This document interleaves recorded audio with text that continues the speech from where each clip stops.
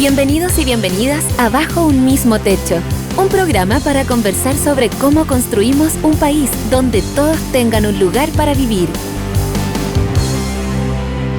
Bueno, bienvenidas y bienvenidos a Bajo un mismo techo, el podcast de Un Techo para Chile, donde vamos a hablar sobre el país que queremos construir.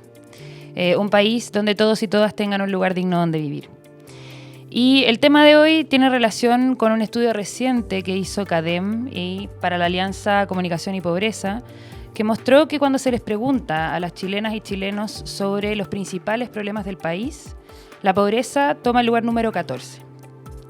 Pero hay una leve esperanza porque si bien toma el lugar número 14, el 91% de los chilenos sí dice que cree que es urgente reducir la pobreza. Y un 84% piensa que si el país no la resuelve, limita su propio desarrollo, incluso su seguridad. Entonces, podemos deducir que no es que hayamos dejado de pensar que la pobreza es importante o que es una problemática que debiera resolverse en el corto plazo, sino que ha perdido su lugar en la agenda. Y también 8 de cada 10 chilenos identifica al Estado y la clase política como los principales responsables de resolver esta problemática. Pero hoy vemos un gran vacío en las propuestas reales para poder abordar la pobreza desde la clase política, desde los parlamentarios, desde los alcaldes. Incluso se está optando por medidas más cortoplacistas o más efectistas, como puede ser, por ejemplo, lo que vemos en algunos municipios de desalojar rucos que después se instalan 10 metros más adelante, o parlamentarios que están más preocupados quizás del punto político que de que las leyes queden lo mejor posible para responder debidamente a las urgencias de la población más vulnerable del país. Ahí está justamente el nudo que abre este capítulo del día de hoy, donde queremos proponer que hablemos de la pregunta de ¿es posible impulsar una agenda que priorice la problemática de la pobreza, que priorice los problemas sociales, aunque no sea lo más popular en un determinado momento? ¿Cómo se combate esa cultura? Y por eso hoy tenemos a dos personas que han gestionado el Estado desde uno de sus lugares más decisivos, el Ministerio de Interior.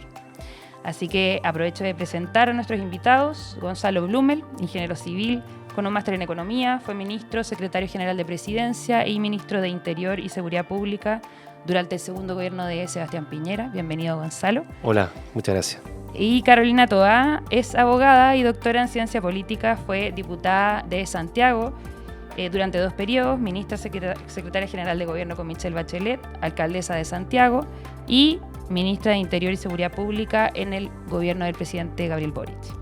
Bienvenida, Carolina. Muchas gracias, aunque no soy abogada, estudié Derecho, pero no fui abogada finalmente. Bueno, muy bienvenidos los dos.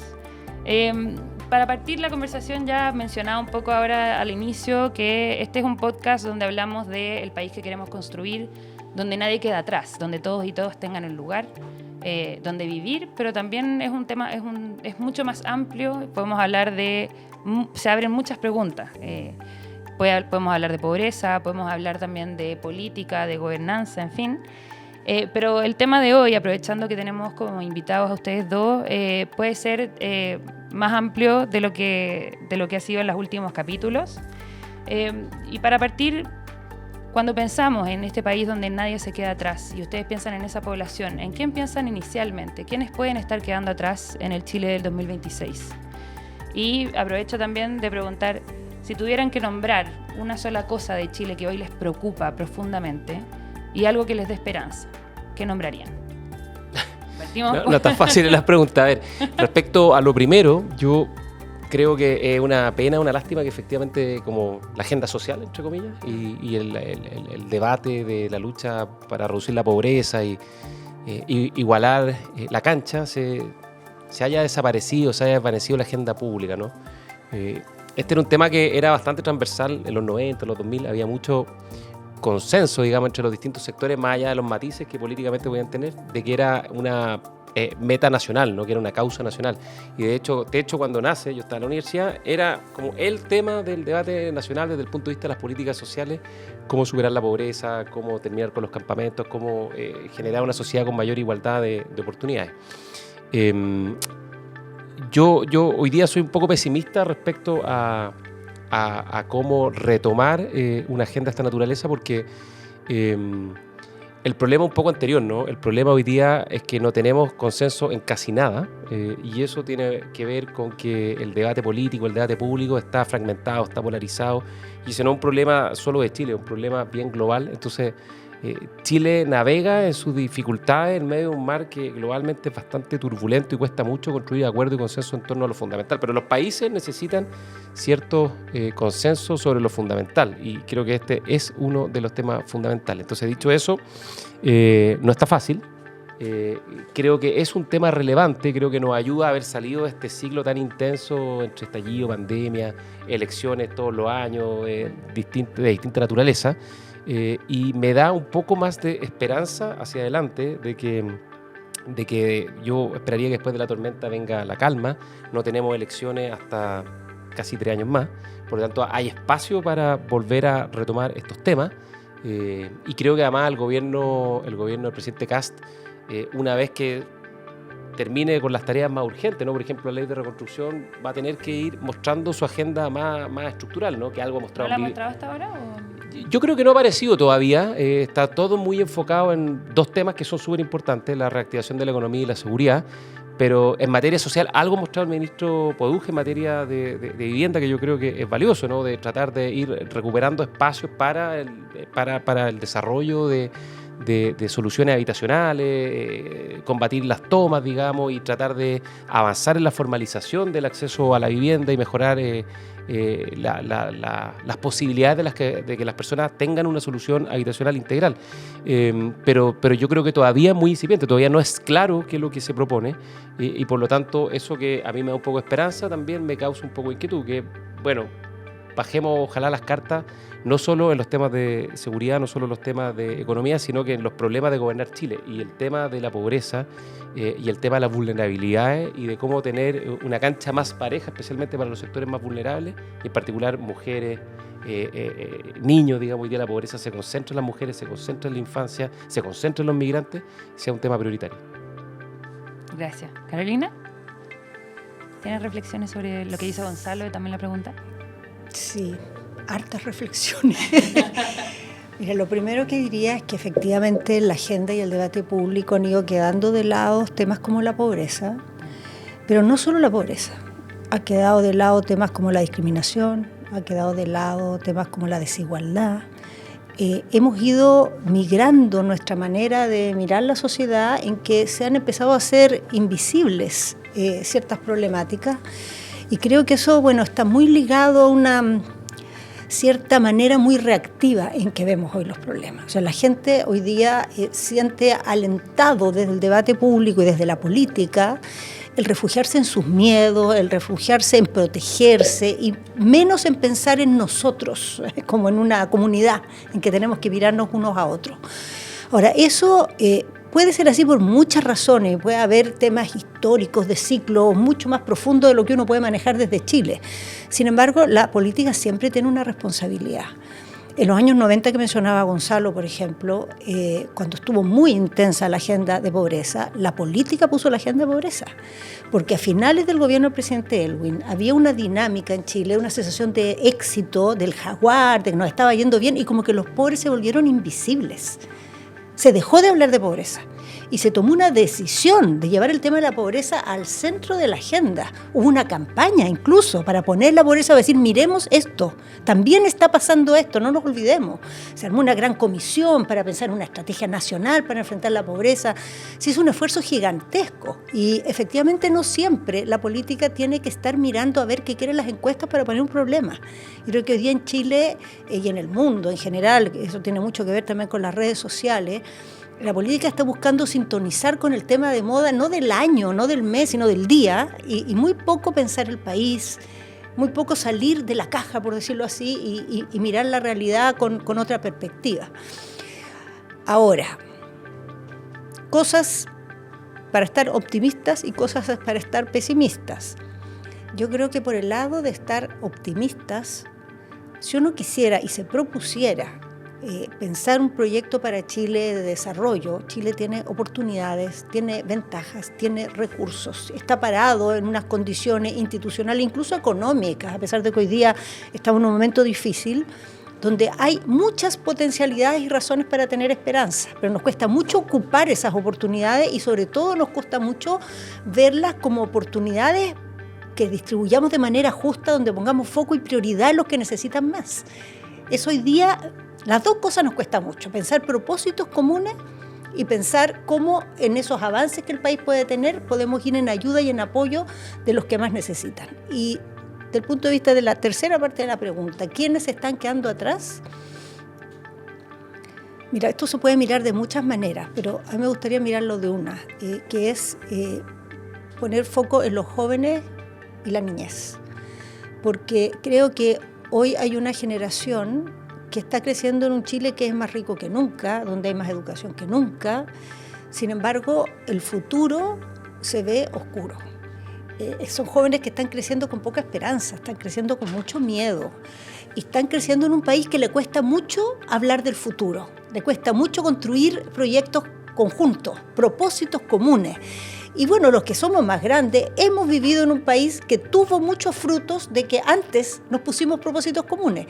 En cambio, los niños y los jóvenes, si esto no lo corregimos, van a vivir en un país donde vamos a haber dejado pasar oportunidades, vamos a haber visto crecer problemas sin haberlos trabajado así con planificación. Entonces creo que por ello especialmente es que hay que tratar de hacer este cambio de switch en la manera de hablar de los temas públicos, de los temas comunes. Perfecto.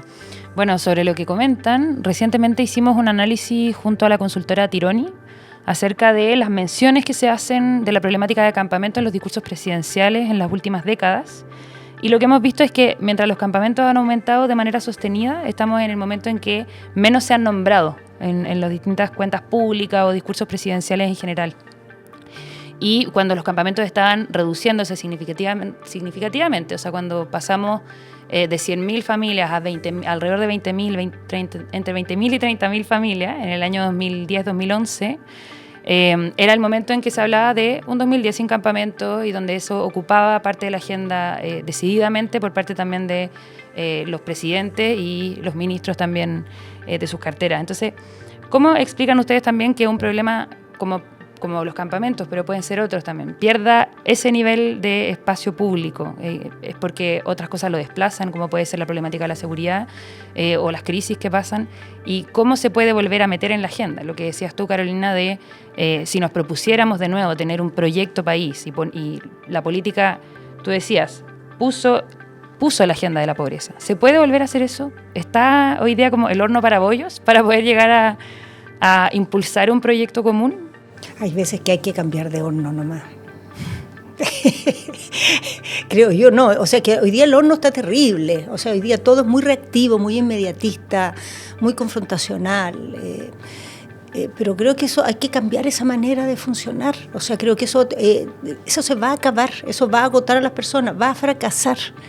Esa manera de hacer país no le va a ir bien a la larga. Y tenemos que preocuparnos los que creemos en otra manera, de construir una ola distinta, de cambiar esta ola y no de subirse a la ola y competir en esa ola mejor que otros, porque creo que no le aporta al país esa dinámica.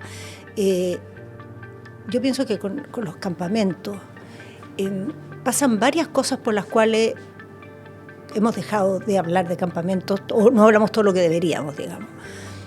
Una es que Chile habló mucho de campamentos, mucho, lo tuvo muy presente, hizo un esfuerzo gigantesco, se hicieron estrategias, participó el sector privado también, había una organización social que tenía una voz y una legitimidad en la sociedad que hablaba desde los campamentos, y hubo un momento en que este problema parecía que ya se había resuelto.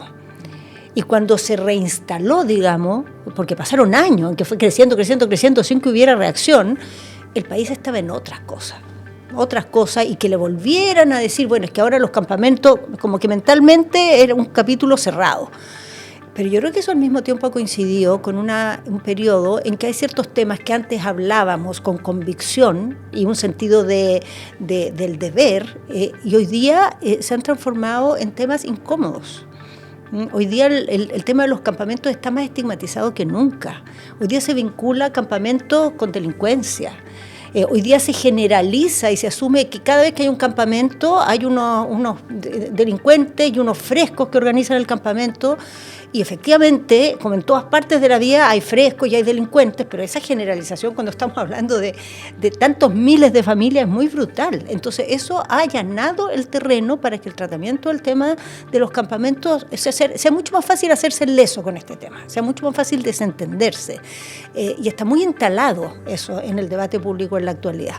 Y creo que también la otra razón por la cual se ha generado un problema, que es muy complejo y muy delicado y muy doloroso hablar de esto, es que como hay un problema de vivienda que va mucho más allá de los campamentos, hay una especie de idea que preocuparse de los campamentos compite con preocuparse de la vivienda de las personas que no están en campamento.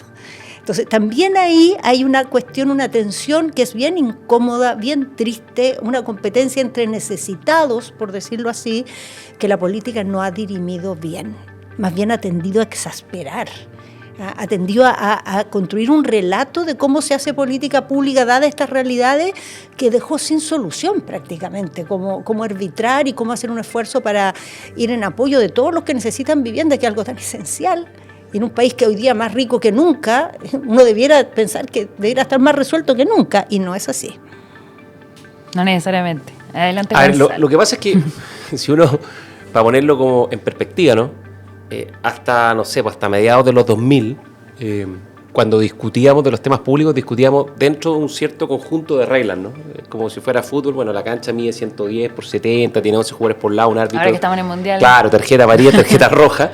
Y desde, yo diría, 2010, mediados de esa década en adelante, y particularmente en la época del estallido, ya no discutimos de lo que pasa dentro de la cancha, discutimos de las reglas del juego. Y por eso yo creo que hay una oportunidad hoy día, porque como que ese debate no es que se cerró, pero me parece que entre el agotamiento, el cansancio, las dos experiencias constitucionales frustradas, un poco el mensaje de la ciudadanía es que más ya no sigamos discutiendo sobre el tamaño de la cancha y cuántos juegan por lado, sino que volvamos a preocuparnos de tener un buen plan de juego, por decirlo de alguna manera. Y ahí hay una oportunidad al no haber elecciones y depende mucho, obviamente, de como se dice, que el tango tenga dos partes, ¿no? El gobierno que lidere y ponga los temas y busque construir estos consensos fundamentales en torno a los temas más urgentes, más apremiantes y más importantes, y también una oposición que esté dispuesta a sentarse a la mesa y compartir, digamos, estos propósitos. Eso no es fácil, menos en el contexto actual, pero al no haber elecciones por delante hay una oportunidad.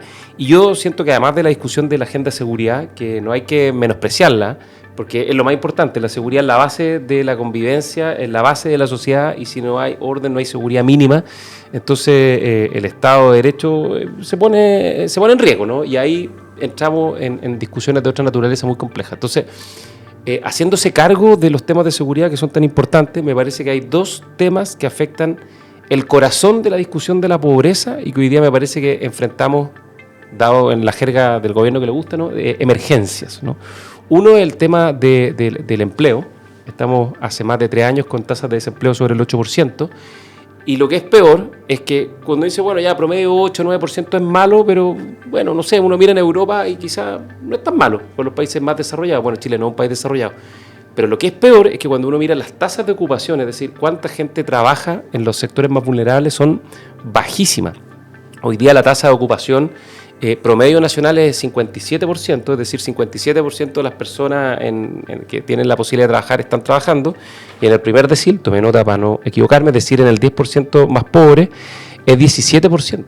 O sea, no sé, casi 4 veces menos, y lo que es peor es que el 2017 era 25%. O sea, la gente de los que más necesita trabajar, que más necesita los ingresos del empleo, hoy día tiene menos posibilidades, y eso obviamente empieza a generar una pobreza crónica que encierra una serie de vulnerabilidades que yo creo que son un problema complejo y profundo que urge atacarlo, porque si hay algo que era motor de la política social en Chile era el acceso al empleo, especialmente los sectores más vulnerables, las mujeres, los jóvenes, y eso se ha debilitado fuertemente, no así en los sectores más acomodados. Entonces, desde el punto de vista de la política social, de la pobreza, crear empleo es hacer buena política social que es sustentable, que es de largo plazo, y que yo creo que lo más importante es que le da dignidad a las personas, porque el Estado cumple un rol, pero yo creo que todas las personas quieren ser capaces de por sus propios medios salir adelante y llevar sustento al hogar y realizarse y tener dignidad, que es el anhelo más humano de todos.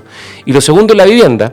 Carolina algo dijo, y tú también lo mencionaste. El año 2011 teníamos 490 campamentos en Chile y 16.000 hogares en campamento, y en el catastro del 2024 subió a 1.432 campamentos, o sea, se triplicó en la práctica 90.000 hogares, y creo que hay una actualización ahora más reciente de cerca de 1.500 campamentos, o sea, una enorme cantidad de personas, un déficit de vivienda de 500.000, déficit cuantitativo, y cualitativo supera el 1.000.000, entre viviendas irreparables y viviendas que hay que reparar, casi 2 millones de viviendas. Eso es una enormidad, y eso además de la mano de degradación y deterioro urbano en cuanto a acceso a educación, a salud, a seguridad, áreas verdes, etcétera, que hace que los problemas de la vulnerabilidad se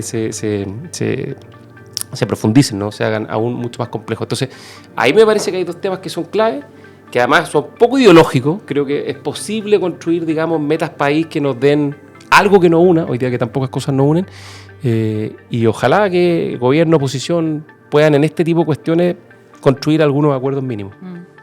Aprovecho de preguntarle sobre esto mismo que venimos hablando. Estuvo Cristian Monkeberg en el último capítulo del podcast junto al exministro Carlos Montes también. Y ustedes hacen pares ministeriales. Parecida. No, vamos a ir variando más. Pero lo que comentaba el exministro Monkeberg era que le llamaba la atención que específicamente para campamentos esto se abordaba desde un departamento dentro del Ministerio de Asentamientos Precarios, y que él veía que era algo que debiera tener un enfoque más interministerial, o sea, intersectorial, la forma de abordarla. Y ahí la pregunta que tengo es, habiendo estado ambos en el Ministerio de Interior, que es precisamente el ministerio que coordina al resto del aparato del Estado, bueno, a ustedes igual les tocó con seguridad a cargo, pero pensando en una posible entidad que pudiera articular una respuesta frente, por ejemplo, a la problemática de campamentos, ¿ustedes creen que es posible que pudiera ser desde el Ministerio de Interior? Yo respondo al tiro que no me parece. O sea, el Ministerio del Interior tiene el liderazgo político del gabinete, pero pastelero tus pasteles. Yo leí las declaraciones de Cristian, mi querido amigo Cristian Monkeberg. Creo que esto lo tiene que liderar Vivienda y tiene que tener el apoyo, empoderamiento político del Ministerio del Interior y ciertamente el presidente de la República. Así que al final, en política, para que las cosas ocurran, quienes tienen poder político, que es particularmente en un gobierno como el gobierno de Chile, el presidente y hoy día el Ministerio del Interior, que está muy reforzado políticamente, ellos tienen que empujar. Pero en el fondo, los que tienen experiencia, expertise y capacidad de desarrollar política habitacional son quienes están en el Ministerio de Vivienda y que obviamente tienen que tener capacidad de coordinación y organización con los otros ministerios que puedan cumplir un rol. Por ejemplo, el Ministerio de Educación, por ejemplo, el Ministerio de Salud, por ejemplo, el Ministerio de Bienes Nacionales para habilitar terrenos fiscales para el desarrollo de proyectos habitacionales. El problema que tiene esto es que el clásico, lo lidera Vivienda, pero igual tiene una... Claro, es decir, que interviene los demás. El problema eterno de organización y coordinación del Estado, que tiene múltiples cajas ese organigrama y coordinarlas y organizarlas cuesta mucho, y ahí es donde Interior puede apoyar, empujar, hacer que las cosas pasen. Pero me parece extraño que la política habitacional la lidere alguien que no sea el Ministerio de Vivienda, que tiene experiencia, profesionales capacitados y es quien sabe de hacer este tipo de políticas públicas. Sí, yo creo que no es nada de obvio cómo hacerlo. A ver, a mí me tocó participar muy, muy activamente cuando se construyó, se diseñó el programa Chile Barrio.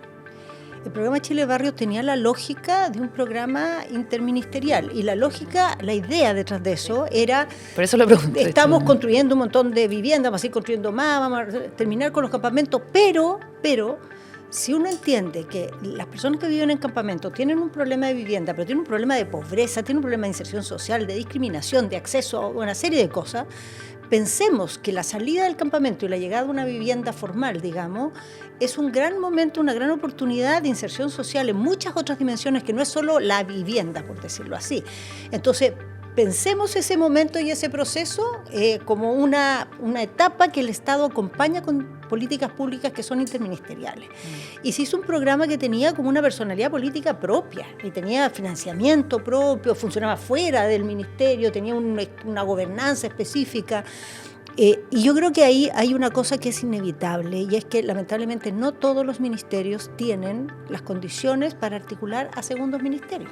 Particularmente a los ministerios sectoriales les cuesta mucho. O sea, que un ministerio sectorial coordine a otro ministerio, no pasa. No, voy a decirlo más brutalmente, no va a suceder. Entonces, si uno quiere que en torno a un esfuerzo de vivienda, en torno a los campamentos, o sea, que un gran esfuerzo en el ámbito escolar, en el ámbito de la inserción laboral, de la capacitación, etcétera, hay que meterle a un ministerio político a lograr que eso juegue. Ahora, la gobernanza puede ser de distintos tipos. No necesariamente eso significa que tiene que estar a cargo del Ministerio del Interior el programa, pero no se puede suponer que coordinando desde vivienda tú vas a poder mover a educación, a salud. No pasa, es muy difícil. Y creo que hay que abordarlo de esa manera y abordarlo con una... esta idea yo creo que fue muy pernicioso cuando nos metimos en esta pelea de que si hay una cola o hay dos colas, o como que es la misma cola, como que es un tema de colas. Porque yo creo que esto es mucho más, lo que está en juego es mucho más que quién entra antes y quién entra después, sino que el tipo de trabajo que uno hace cuando trabaja con un campamento es muy distinto del que hace cuando tiene un comité que está postulando la vivienda. Es otro lo que se espera y lo que debe hacer el Estado. Y yo creo que ahí sí, efectivamente, es verdad que no puede haber un departamento perdido en la estructura, sino que tiene que haber una metodología fuerte donde haya colaborando ministerios políticos que muevan el conjunto del gobierno. Porque si no, vivienda solo, ya lo de vivienda es muy complejo. O sea, es tremendo, es muy demandante. La pura parte de vivienda es muy difícil que desde ahí se pueda movilizar las otras dimensiones de un esfuerzo así. Perfecto. Y para ir cerrando ya, creo que estamos en el tiempo, tengo dos últimas preguntas. La primera es, pensando si volvieran a ser ministros de Interior, ¿qué se dirían a sí mismos? ¿Qué consejo también le darían a el gobierno actual para hacer una buena gestión? ¿Consejo al gobierno actual? No, mejor Gonzalo que les dé consejo. No, que yo voy al consejo del gobierno actual y soy muy, muy amigo del actual ministro de Interior porque trabajamos juntos en Piñera 1 y Piñera 2. Así que es difícil dar consejo.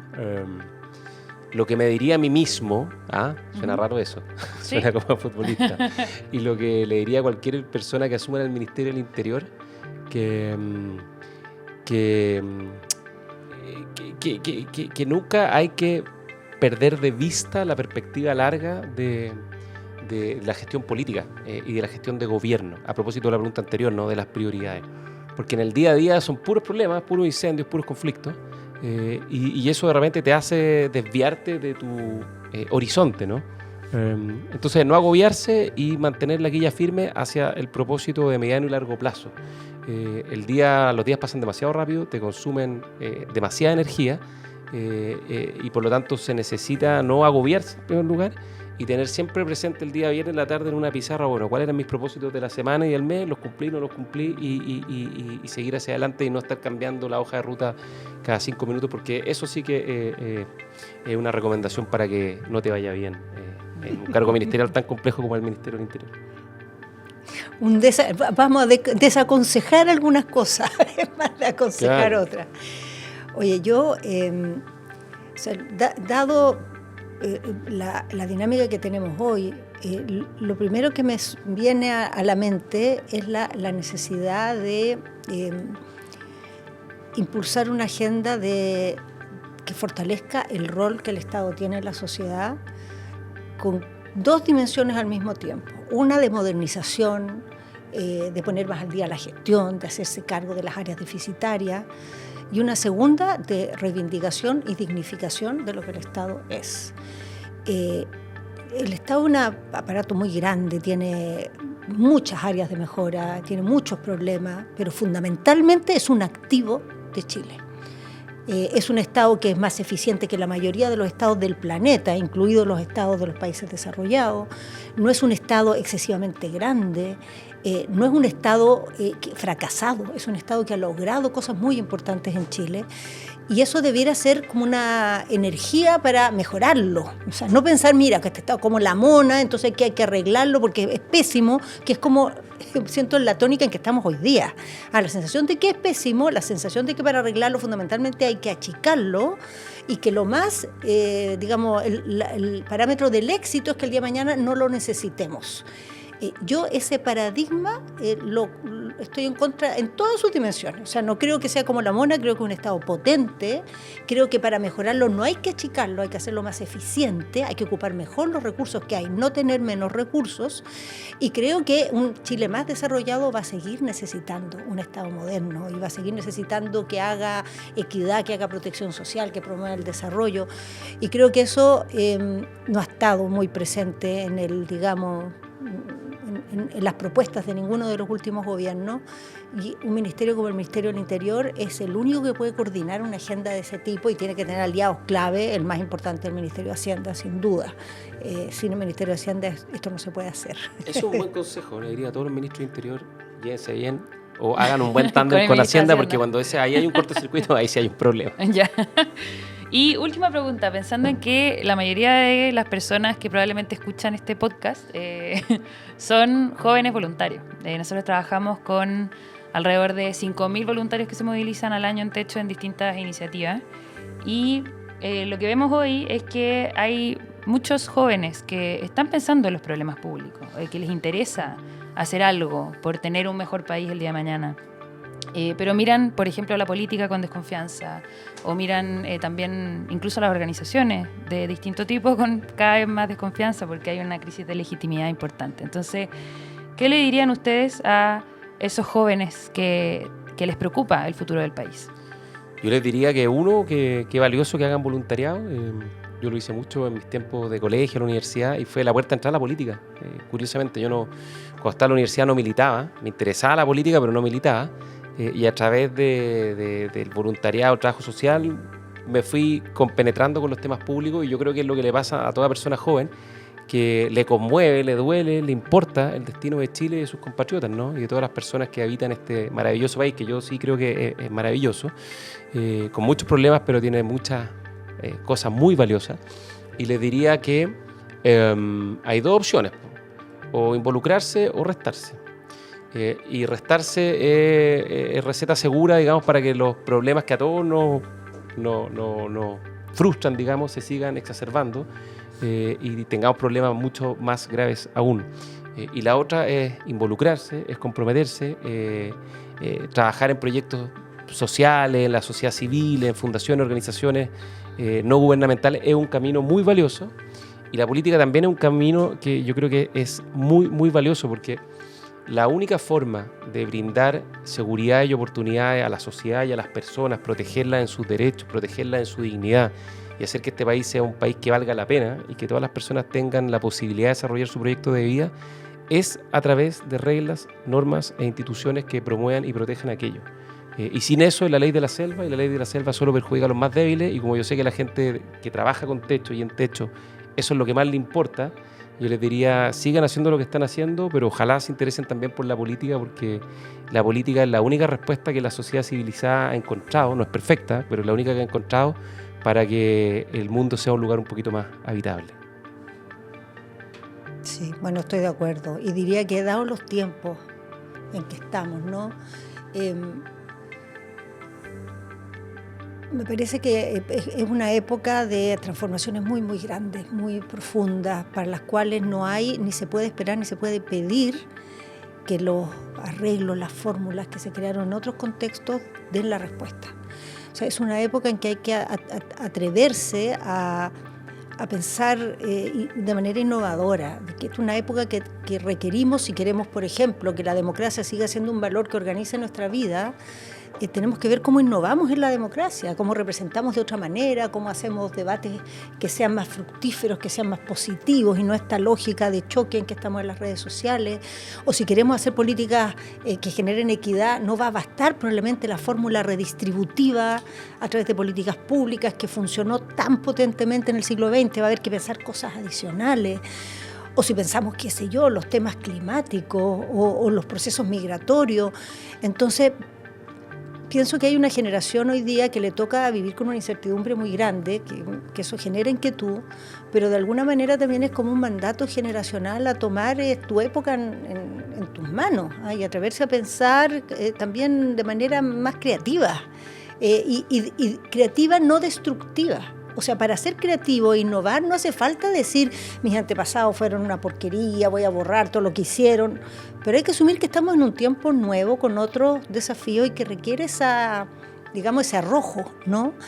Entonces, bueno, yo los invitaría a pensar el futuro con arrojo, no con arrogancia, pero sí con arrojo, de atreverse. Creo que estos tiempos exigen eso. Mira, últimamente me ha tocado mucho pensar en el ejercicio de cómo fue el mundo cuando fue la revolución industrial y cómo se destruyó el mundo que la gente conocía. Sus formas de relacionarse, su hábitat del campo, su forma de alimentarse. La gente era pobre pero no tenía hambre porque vivía en el campo y se tuvieron que ir a las ciudades, las formas de explotación, la contaminación, el trabajo infantil, cosas espantosas, o sea, eso era negro.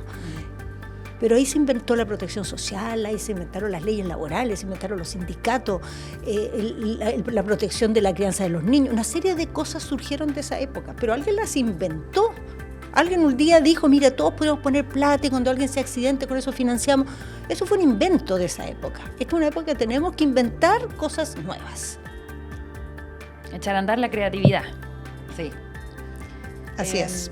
Bueno, entonces, Gonzalo Blumel y Carolina Toá, muchísimas gracias por esta conversación. Nosotros creemos que es posible construir un país donde todos y todas tengan un lugar, pero que para eso necesitamos primero partir abriendo las conversaciones, el diálogo, y llegar a al menos mínimos comunes de cómo es ese país que queremos construir y cuál es el camino que necesitamos caminar juntos para lograrlo. Así que muchas gracias por acompañarnos hoy en el tercer capítulo de Bajo un mismo techo. Muchas gracias. Muchas gracias por la invitación y felicidades por el programa.